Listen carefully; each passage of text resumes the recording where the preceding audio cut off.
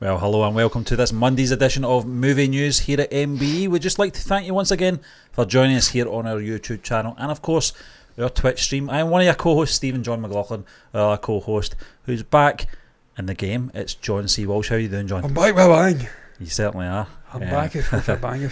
Obviously, we mentioned in the community that we have delayed a few of our watch-alongs because of ill health. Didn't really want to get into it too much, obviously.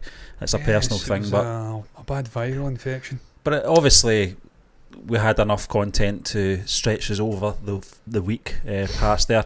And we're back in the game, as we said. And there's going to be more watch-alongs coming along. Obviously, we're going to complete our film watch-along. And we're going to be covering Andor as well this week. So get blocked. Yeah. Yeah. Andor's more sort of time...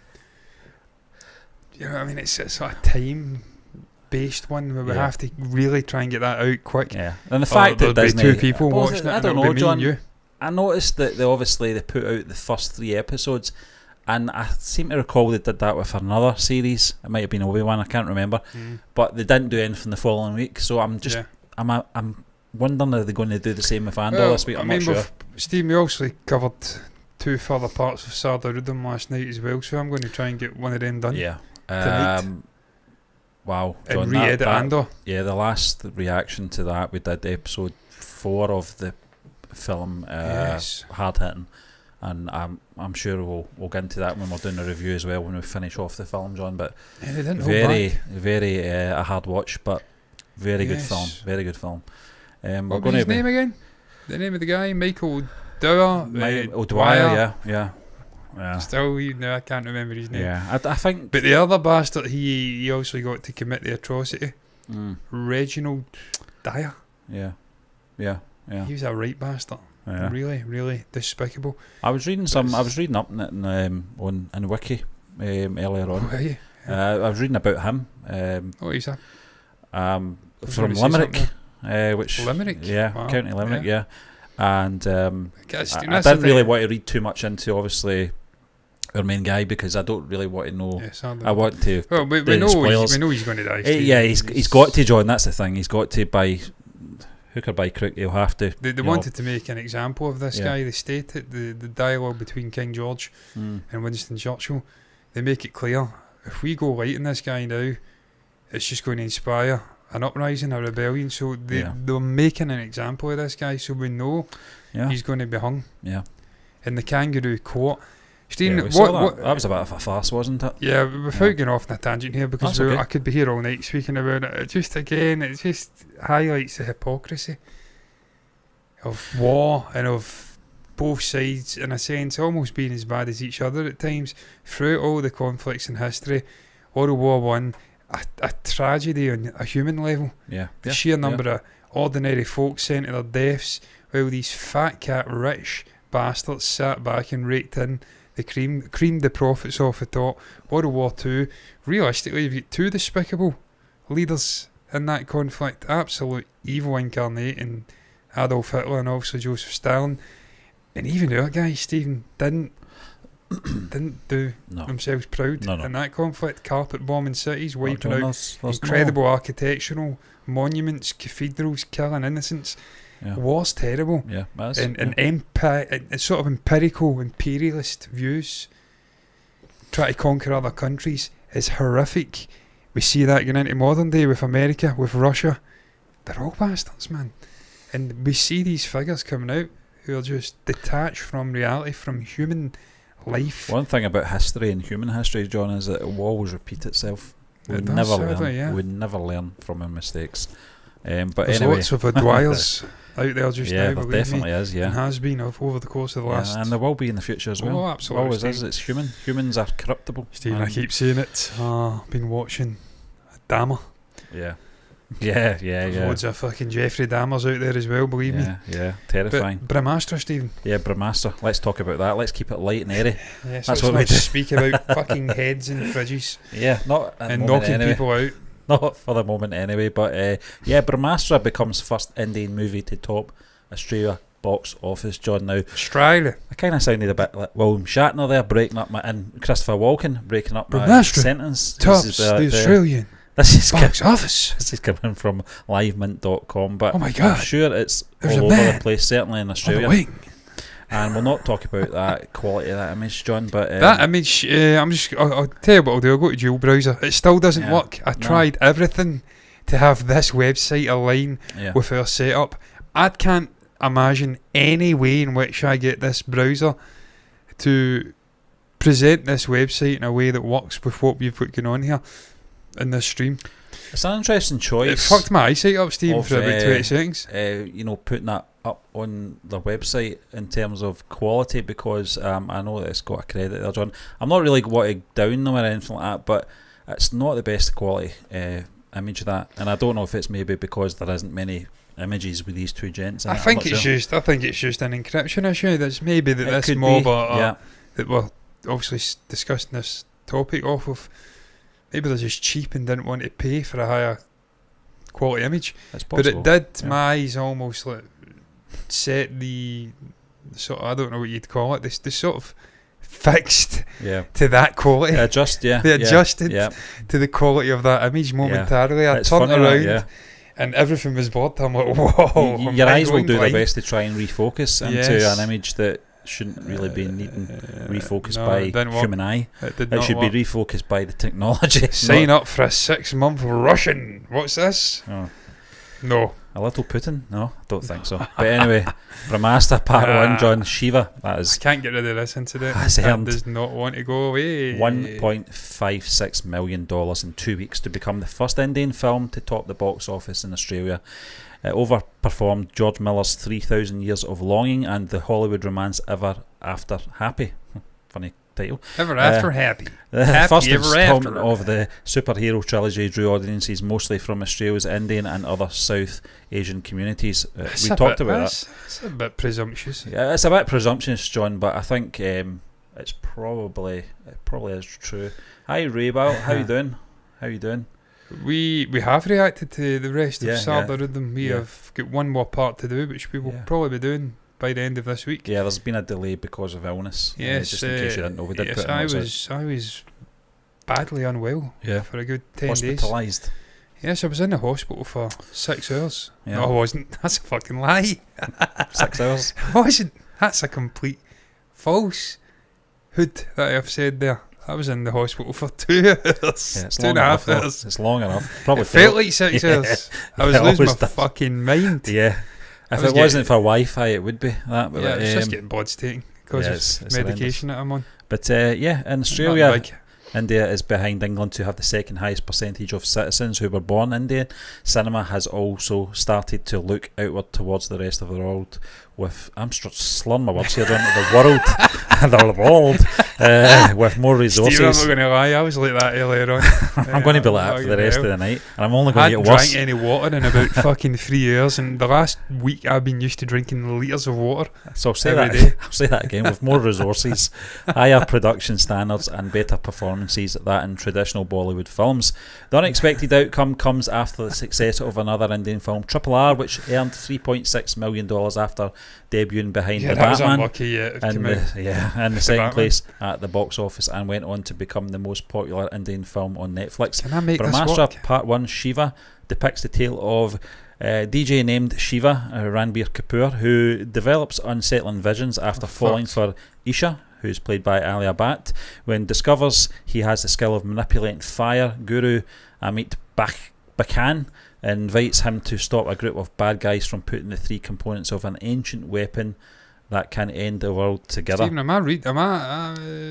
Yeah. I'm on the last paragraph now. Even though the movie is being compared with its Marvel and DC counterparts, director Ayan Mukherjee is in no mood to fall for that. Marvel has a very high bar to aim towards. Marvel can't even fucking hit the bar now. Certainly with a CG. Just watched Fall Love and Thunder the other day. Especially for a universe created out of India. He told the Sydney Morning Herald however the plan is to expand audiences beyond just Indian audiences, he added. This is actually just fresh fruit that's actually made into a smoothie, by the way. There's no alcohol in this. I don't drink alcohol during the week, as John knows, I do, obviously with usually. my working, but I think it's just been a long day. I've been off and I've had 2 kids to look after, so happy days. I was back at work today. I delivered over 100. And I'm fucking well up for it, Stephen. I'm buzzing. I'm glad to be back. I was stuck in the house for a long time. I can't sit about the house. It fucking takes the life out of me. I start getting cabin fever after a day and a half, and it's just too much. You'd think it'd be good, but it isn't. I don't know how people like yourself work from home for long stretches. I would be going fucking crazy, man. Crazy, man. It would drive me mental. But yeah, hope you get well soon. I'm well. I'm back well. I'm fine now. I feel fantastic now. So yeah, I'm back. Fucking raring to get it. So yeah. But Stephen, this is great news for Brahmastra. This hot on the heels of what happened with Triple R, SS Rajamouli. Yeah. Of course, Rajamouli heavily backing this movie as well. Yep. Getting out and promoting it. Yep. I presume without a fee. Such was the inspiration he'd gained from conversations. From 6-7 years ago. 6-7 years ago, about the concept of the Astroverse. He was heavily pushing this movie. I don't know if his sort of influence stretches as far as Aussieland, but certainly there's huge expatriated Indian communities all over the world. We've got a huge Indian Pakistani community as well here. I don't want to mention those because we've had fucking riots in the last couple of weeks between Hindu and Muslims over here. We've had this conversation on this channel with members of the community regarding sacred games and things like that. Yeah. The whole Indian conflict with Hindu stuff and Muslim stuff over there. It's actually happened here. There's people fucking rioting with machetes. Yeah. So we've got huge communities here. We've seen big Indian releases breaking into the top 10 of a box office over here before. I didn't realise there was such a huge Indian community over in Australia, if indeed that article's correct in its assumption that it is mostly Asian and Indian audiences going to see it.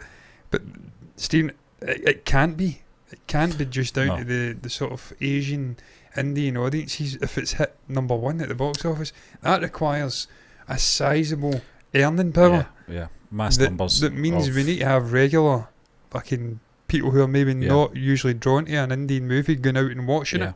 It's captured their imagination. Yeah. And it doesn't surprise me if they have, because the posters, the promotion, it's colourful, it's grabbing you, it's an interesting concept.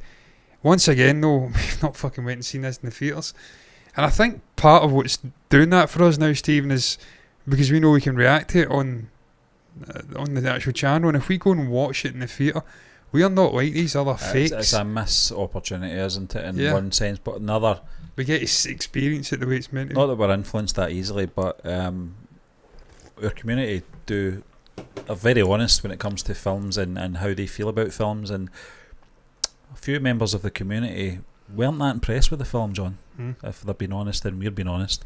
And sometimes that can have that kind of effect on you, you're like, do I really want to go and see it then, and as I said, we don't normally go for that, even with highbrow critiques we kind of ignore as well. Certainly with films that we really want to go and see. Some of them are right, though. Some of them are right. Yeah, definitely, John. Even the critiques, because they did say Thor: Love and Thunder wasn't that great, and I'll go and watched. I actually watched it the other day, and they were right, Stephen. Yeah, I'm a huge Taika Waititi fan, and it was too much with the humour. Well, John, he was forcing the comedy, he was forcing the jokes at the detriment of the actual movie. Do you think Brahmastra, in a sense, is probably suffering because, and it's this last article in terms of the comparisons with Marvel and DC being their counterparts, certainly from a Western perspective, I don't want to speak for a nation here, but I don't think Indians will see it that way. They'll not see the comparisons, but naturally Western audiences are going to do that because DC and Marvel, or Marvel and DC, I don't want to get anybody butt hurt the way I formatted that there, but they're going to do that natural thing because most Western audiences are so invested in these two studios over the last 15 years or so. They're going to do that thing. They're going to see a film, they're going to go, John, we did it ourselves. We've seen Trident. The first thing I did it. said was Aquaman, and it's just a natural thing. We're not meaning any offence or anything like that. But the director, fucking gutted me, Steve. Is it Ian with the Trident? They did, yeah. That's not a Trident. That is a fucking Trident. Let's get 3. I will fight to the death over that. I don't care of what the origin of that Trident is.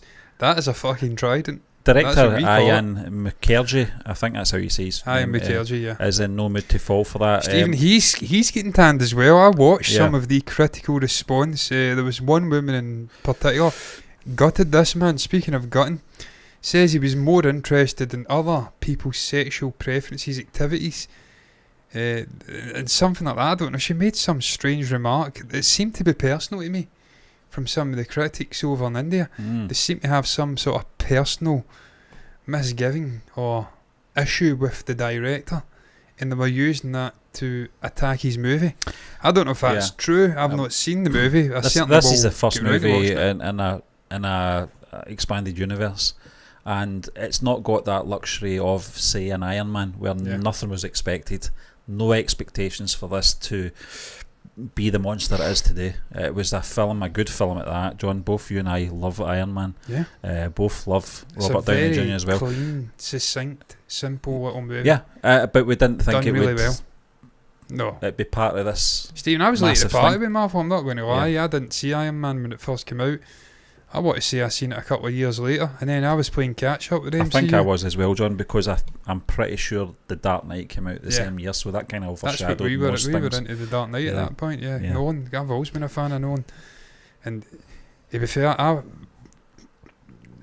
Spider-Man aside, maybe the first X-Men movie, it wasn't really my bag. Yeah, not my bag. It's not my bag. Sort of campy, fucking joke a minute comic book thing. That's only really won me over in the last 10 years with Kevin Feige, the remarkable work he's done with the MCU.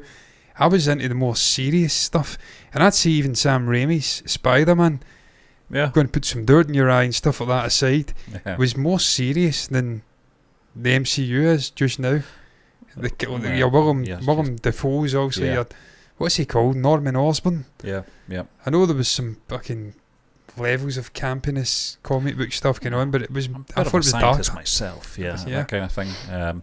Certainly no way. It was darker though, Stephen. I thought it was slightly darker. It wasn't as a joke a minute. No, you did have Nickelback in there, I think, for the second one, but it was different times, man. And they say that a hero can save us. Not gonna stand here and wait. And our good friend Deadpool brought that band back in that trailer with Fred Savage, which was amazing. They're Canadian, aren't they? I love that. John, where I was going with it was, the expectation levels of Brahmastra, not as I say, in terms of an Indian audience, but when you're wanting an audience outside the country to really embrace this, Brahmastra's not got the luxury that Iron Man had as a first movie in a expanded universe where no expectations were there. This has. That's the problem, and I think a lot of people naturally from a Western point of view will do those comparisons anyway. But even away from comparing it to Marvel and DC, the sheer mention of an expanded universe is a kind of, it's a curse in a way, if you don't hit the ground running. Now, I'm not saying that it's not going to, maybe we'll look back and once all the pieces are in place, we'll go, do you know something, that's actually a very good film. Is this going to be like a multi movie universe, or is it, because what I read, I think it's a three part, yeah. So it's a trilogy shoot. That makes it even more pressing, Steve, what you're saying, that they have to get it right from the very get-go. Because if you've only got 3 movies to tell this epic tale of fucking Indian mythology, these big sort of titanic figures sort of imbuing their life being into a modern day equivalent, you really have to have that snap and punch from the very beginning. It has to start with a bang and continue. It's not got the luxury of... certainly for audiences outside of India. Fantastic Beasts, where the last movie... the whole thing's been a disaster, wasn't Steve. That great. But they've got the luxury of, obviously, is it 7 films? I can't remember what it is. To obviously put these things and put they've still got Ezra Miller in there, and he's talking about being a fucking... What was the latest push that came out of his mouth? Oh my god, what was he said? They need to stop putting a microphone in this guy's face. Oh my god, I thought he'd turned a corner. Then he came out with something else. She's a Native American fucking, I don't know, there was some Armageddon. Was he watching Prey? I don't know what this guy's on, man. He has lost his fucking mind. Just when you think, I'm going to get help. I was in a dark place. I'm with my family now. He comes out with it again. You're like, this guy's lost his fucking mind. So that's another potential pitfall for a budding trilogy. Casting right. Casting people of sane mind who are going to stick the landing over 5, 6, 7 years of making these movies, whatever it's taking. And I think they have with Ranbir Kapoor, to be fair, looking at his back catalogue of work. The stuff he's done. Ali Abbat, we know. They've cast some fucking... John, I think the fact that if true and it is only a trilogy, you're right, they're not giving themselves a lot of room for error. And from what we've seen in the trailer, there's a lot of characters involved in this first part, introducing these characters as well. This is a thing that DC couldn't even do. They couldn't manage a Justice League after, was it 3 films? I think we got Man of Steel, Batman v Superman, Wonder Woman, and then the Justice League came, the 4th film. And then they took them 4 films to get to that point, whereas this film was the first film. I mean, they just didn't want to do the same thing. No, but Stephen, getting back, what you're mentioning DC obviously and Marvel, it's not fair to compare to DC and Marvel. DC and Marvel, I mean, you can say it, and I could put my foot in it here by saying this, show my ignorance again, this potentially thousands of years worth of mythological storytelling, and there's people in our comments saying, look, this happened. There's signs of this, these conflicts with these sort of mythological beings. So I don't want to put my foot in it with that. But in terms of modern day stories to mine out of, I mean, DC's been going for 70 odd years, Marvel's been going for 50, 60 years. You've got thousands upon thousands of interconnected stories, characters, worlds to take and adapt onto the silver screen. This guy is just taking these sort of mythological characters, try to do something interesting with them out of thin air almost. He's having to conjure up a trilogy. People with Disney, Marvel, DC and Warner Brothers, they can go to a whole array of not even fucking comic books, but they've got animated movies. You've watched them, Gotham by Gaslight or something. All these interesting different ones, The Killing Joke. They've got an unbelievable amount of stories, characters. They can just say, look, I like that, let's combine that with that. You've got fucking a trilogy. You also use these animated films as a storyboard to do live action as well, John. They've got a trilogy right away. You've not really had to work. It's based off of some other person's work. And that's why the comic book writers have been kicking up a stink recently.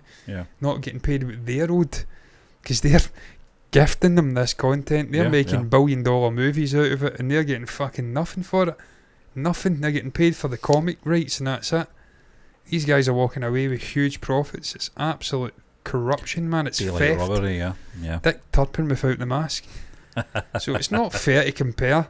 And then, as you say, Marvel's had 10, 12 years now of fucking making these movies. 14 years now of making these movies. They've got one of the absolute greatest producers of all time. They can throw an ungodly amount of money at this. As big as I'm sure the budget is in this movie, it will be like a fucking raindrop in the Pacific Ocean compared to what Marvel have thrown at even like CGI. Yeah. Although that's another fucking rabbit hole. Apparently they're underpaying their One thing about this CGI Brahmastra, houses John, as well. I was very impressed with the CGI. Hello, work. Thunder, incidentally. Hi, Thunder, how you doing? Thunder Hayes, what a good name that is. I like that name. The CG, John, has been what I've seen in a trailer. Normally, when you see computer generated It's fucking better than Marvel imagery just now. in terms of trailers, sometimes they're not polished, they're not finished, because the studio are trying to get the trailer out as soon as possible. With this, it looks like a complete thing. It looks tidy. It looks... I mean, you can't say that looks realistic, because you know it's not fucking realistic. In terms of visuals, it's clearly... people don't have lightning coming out of their fucking arses in real life. But in terms of... Zeus doesn't have the ability to be struck in the chest with a fucking massive gold lightning bolt and somehow survive. Yeah. Spoiler alert, but if it's you've not just, seen it. it's just, you know, for what we've seen, it does look very impressive, John. It does. And I think it's that way where, I'm going to say this, and we've been talking about DC and Marvel predominantly in this chat, but we've just got to get into it and ignore that fact. Ignore the fact. Steve, I'm looking forward to watching this movie. I hope it comes onto a streaming service quick, and we'll do a watch-along reaction to it. Yeah, I think that's the best way, you know. Bit by bit, and really enjoy it. Because I want to see this Ranbir Kapoor in action. We've seen him in Shamshir as well, the trailers. He looks like a charismatic, cool guy. Youngish actor. I think he's in his mid-30s. He's not so young anymore, sadly. It pains me to say that. I'm not in my mid-30s yet. I'm still in my early 30s. But I'm not fucking far away. And it pains me even saying that you know, he's not young anymore, really. But he's young-ish. So I want to see more of this guy. And the fact of cast him, he must have something about him. So for that alone, I want to watch this movie. The CG, as you said, and just learning about this mythology. Yeah, I'm upset. I love India as a country. I love the culture. It's so rich, so dense. You can really go down a rabbit hole and just explore it via a big blockbuster movie. These sort of mythological stories. When a studio and a director have got a vision in place, John, and it's going to take the course of 3 films to tell that vision, I don't mind, and I don't try and judge the first movie on that in terms of it being a flop or a disaster or whatever you might want to call it. If we actually got the... Is it get a Rotten Tomato score? It might just not be everybody's cup of tea. Film is subjective at the end of the day, but one of the things that I will say is that I know we did the reaction for Andor, and I felt in terms of a first episode, storytelling, it wasn't that amazing, to be honest with you. But again, it's a 12-part series, and I'll accept the fact, you know, this is an introduction for anyone coming in fresh that may have not seen Rogue One. It's a reintroduction to this character and the world that he lives in.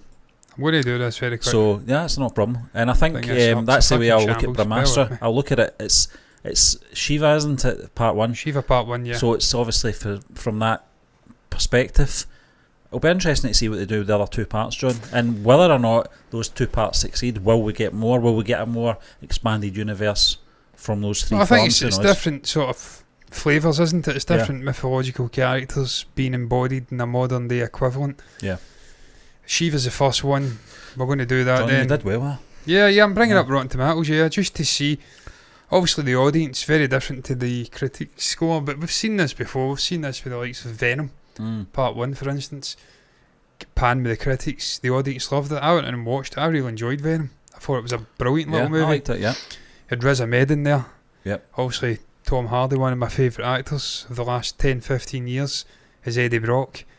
I really enjoyed the movie, and that was an example of the critics not necessarily being sort of aligned with what the populace movie-going audience would want to see, what they expect. Sometimes they're looking for something different. 48% from the critics. It's not rated great, but you have to look at it. 29 reviews. Normally in a Rotten Tomatoes score, you've got 100, 200 reviews. Yeah.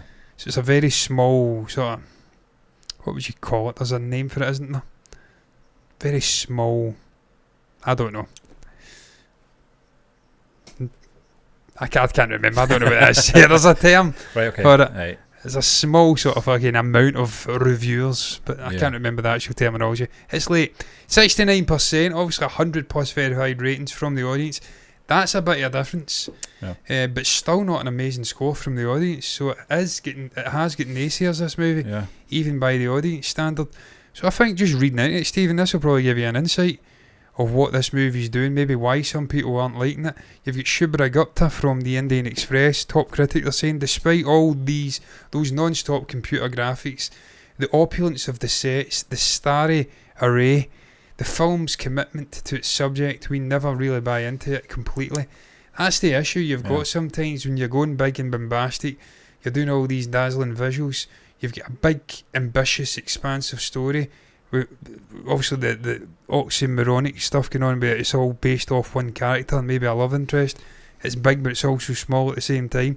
You can be lost in the CGI, you can be lost in some of the other bigger elements you're trying to do and forget some of the smaller things that make the movie. But John, I read that in terms of that critic, that's the equivalent of saying that's Star Wars. It's a bit far-fetched, isn't it? Yeah, I know. You know, you've got to take it as sort of, it's the level it's on. It's I dare I say it, and I'm probably get hounded for this. It's fantasy stuff, so you've got to sort of accept that. No different to Godzilla v King Kong, or King Kong v Godzilla, whatever they call it. You've got to just take it for what it is, you know. And again, if it's big bombastic set pieces you're going to have and you're expecting, then you'll get that. If it's something you're going into and going, this isn't Shakespeare, I don't like this. It's you've just got to take it for what it is. You've just got to accept what you're watching in front of it and just enjoy it. Sometimes I think critics look into films too deeply. Yeah. And I get that, you know. I've been that a lot of guilty of people, that, and I'm not even a proper critic. I do that as well, John. I do that sometimes, and then I just got to take a step back. I look for things that aren't there sometimes in a simple little story, and sometimes it's just a simple little story. Yeah. There's not much depth there. You don't have to be. I think maybe the promotion may have had something to do with it in terms of the sort of mythical characters that are in this as well. Maybe, well, I mean, Steve, maybe the expectations were too high for it. I don't know. It's not all bad. You've got a couple of people here, Anupama Chopra. There are several soft spots in Brahmastra, but a lack of ambition isn't one of them. Then down here, you've got obviously Proma Khosla, an ambitious introduction to a mythological cinematic universe with the expected hiccups of building a massive world. We said that from scratch. Yeah. It's an admirable attempt, an unmissable theatrical experience for any Bollywood fan. It's very difficult, as I says, when you've not got 70 years of story, obviously stolen from cultures like India, from Marvel and DC, to just conjure something up, storyboard a trilogy out of fucking nothing. Obviously it's not out of nothing, it's based on mythological stories intertwined into Indian culture, but he's had to create that for the silver screen, for a big trilogy of cinematic experiences. It's difficult to fucking do it. Yeah, definitely. So you've got to doff the cap to this guy. He's tried. Yeah. And in a world where we're not getting enough original cinema, you've got to say well done and getting a fucking interesting concept out and topping another international market's box office. He's done fucking well. Yeah. I'm going to watch it, as I says. I'm hoping it's fucking good. Hopefully I enjoy it. I don't know if you want to read a couple more of these. So I'm just reading that one. Variety, Courtney Howard, there's one that's popping out the Guardian. Be interesting to see a sort of Western standpoint in this. Courtney said, though the story is occasionally overcomplicated and the spectacle excites and exhausts in equal measure, as even Marvel movies do, it's a wildly entertaining jumpstart to a planned trilogy. That's fucking positive to me. Yeah, that sounds good, yeah. Mike Mukherjee brings a peppy, wide-eyed spirit to the superhero movie model, adorning tried and tested arcs and beats with workable pretam. Is that what it says there? Pretam eyes are songs, fucking dreadful at times.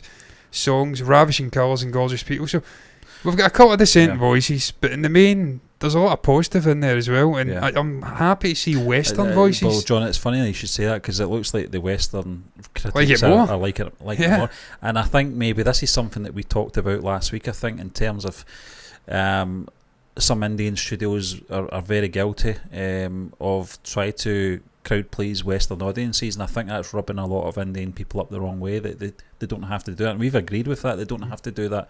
That's what it looks like to me. It looks like perhaps maybe the the way this film's been made, it's been made to sort of appeal to a Western audience as well, try to get that audience into this franchise. And I think perhaps maybe it's been too crowd pleasing for a Western audience, just based on what I've been reading here, because you're absolutely right. I think from the Western critics, they seem to like it more so than... Because we're used to these kind of movies, probably. I mean, that's stupid to say, because I know the MCU's massive over in India. Yeah. But maybe it's just a cultural divide. We're maybe more dumbed down over here. And used to being spoon-fed things. Because you see that one there, Ian McKelvey has such little respect for the audience that he feels the need to spoon-feed every last drop of exposition so loudly that by the time you're exiting the theatre, days silly, you will be thinking to yourself in Sanskrit. That may be a cultural issue, Stephen, because I've noticed in the last 20 years, even video games over here have been dumbed down unbelievable amounts. When I was a young kid... Oh, they were hard. They were fucking really hard. You had to phone a helpline incidentally if you wanted help, and it cost a fucking bomb. But they were difficult, man. Just talking about Monkey Island. They've done another Monkey Island, the original creators. That game back in the mid-90s was a fucking pain in the arse, man. It was ridiculously hard. To actually mentally and physically playing that game. Now they hold your hand with everything. And it's invading every part of society. But people aren't stupider or dumber than they were 50 years ago, 40 years ago, but they've been getting their hands held for so fucking long. Everything's just given to them on a plate. They don't even have to work for it. Oh, we get lazy. Maybe that's not the same though in other parts of the world. Maybe in India they're more like we were fucking 25, 30 years ago, a little bit more sharper, smarter, happy to overthink. Or maybe not overthink, happy to think watching a fucking movie. Maybe they don't want their hand held. They don't want it spoon-fed. So it could be a cultural thing, but Stephen, looking at those reviews, the Western critiques seem to like it more than fucking the sort of Indian-based critiques, which is interesting. And again, it's topped the box office in Australia.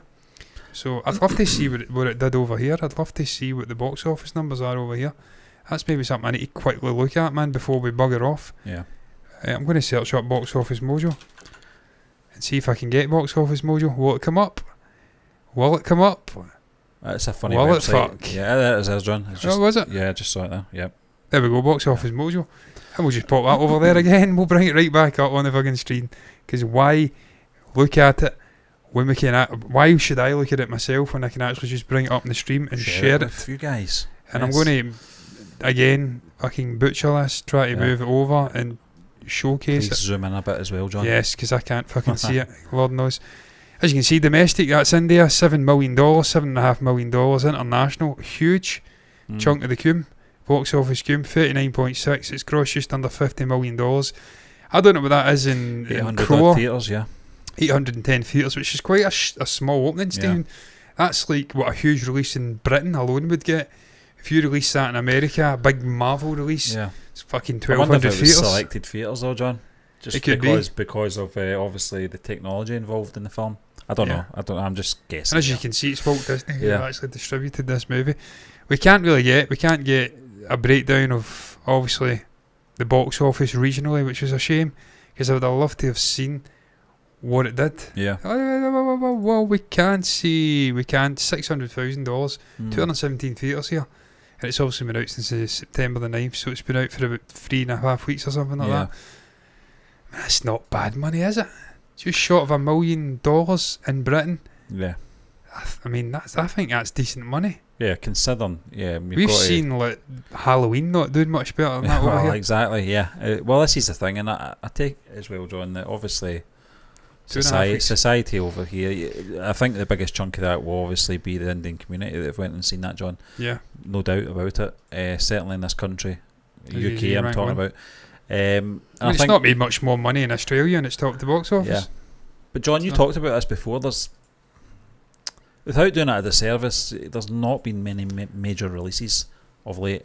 It's earned more money in Australia with nearly 100 less theatres as well. So you've got it. It's not actually been released in America yet. So this movie, if it releases in America and has a similar success, even a fucking half the success Triple R had, could make another chunk of money. Yeah, That'd be interesting to see. But Steve, I mean, it is obviously, that's the issue. You're talking about number ones, but it really is a quiet period in terms of Western releases just now. Yeah. So much so that Cineworld, one of the biggest theatre companies, is fucking talking about filing for bankruptcy, which it never did throughout the entire COVID pandemic era. So, I mean, also it's a domino effect coming from that, but tough times, man, for cinema. Yeah. Until James Cameron brings Avatar out in December. Saviour of cinema, yeah. Black Panther comes out also. It's not Chris Nolan. It's James Cameron. It's James Cameron, and he is a fucking saviour of cinema though, Stephen, let's be honest here, man. If anybody's going to save cinema, it's going to be fucking Jim Cameron. No harm to Ian Nolan. I love you, mate. Boy, yeah. I love Chris. He is one of the great directors, but James Cameron, this guy's like a fucking one-man box office phenomenon. All the shite he's talking just now about Avatar 2, I'll just have to wait to see if pop culture, if the world's moved on, if the interest's still there, if technologically it's going to command people to go into the theatre and watch it. That movie will make at least a fucking $1.5 billion at the box office, at least. I don't think it'll do least. as well as the first movie, John, but it'll certainly do those sort of bet numbers. It's in the top 8, top 6 of the box office all time. Yeah, oh yeah. I'm guaranteeing it. Yeah, it'll be up there with Titanic. It's definitely in there in the top 10, at least. This guy knows how to make these movies. I will go to the theatre and watch it, believe me. Oh, is it collected? Has it actually been out in the US? I've not actually seen that. I had a wee gander there, I couldn't see. But it's made good money. It's made something like fucking 50 million or something, so it's decent. It's made good money. So well done to everyone who's out supporting the movie, which isn't us. We've sat in our arses and done nothing. Yep. Sadly.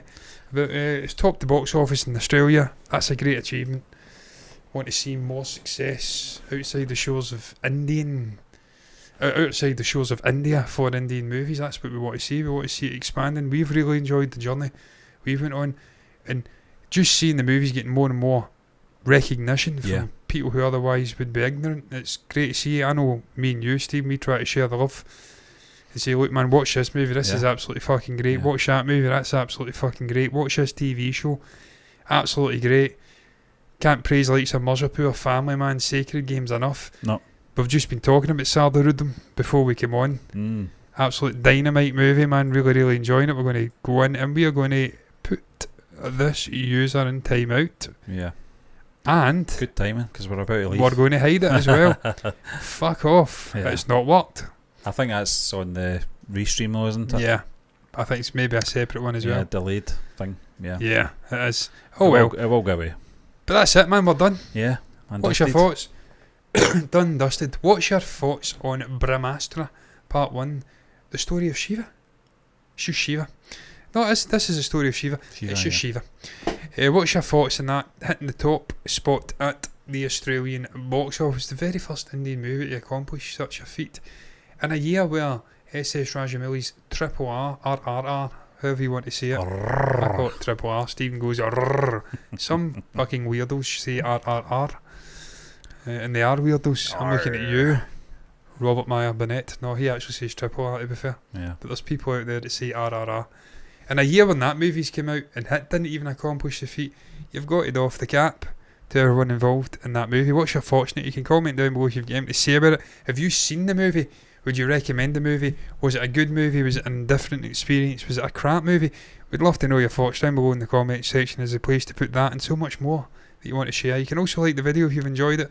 Subscribe to the channel on YouTube, hit the bell icon to get notifications straight to your eyeballs. The follow button, notifications button on Twitch for the exact same reasons. All that leaves me to say is I'll be back tomorrow. Stephen's off tomorrow. He doesn't do Tuesdays. Tell me I'll be why. on my fucking lonesome. Thank you very much for watching us, and until next time, we're done. Bye bye. Tell me why I don't like Tuesdays. Tell me why I don't like any day. Bye bye. It's very Kurt Cobain, wasn't it? I don't like any day.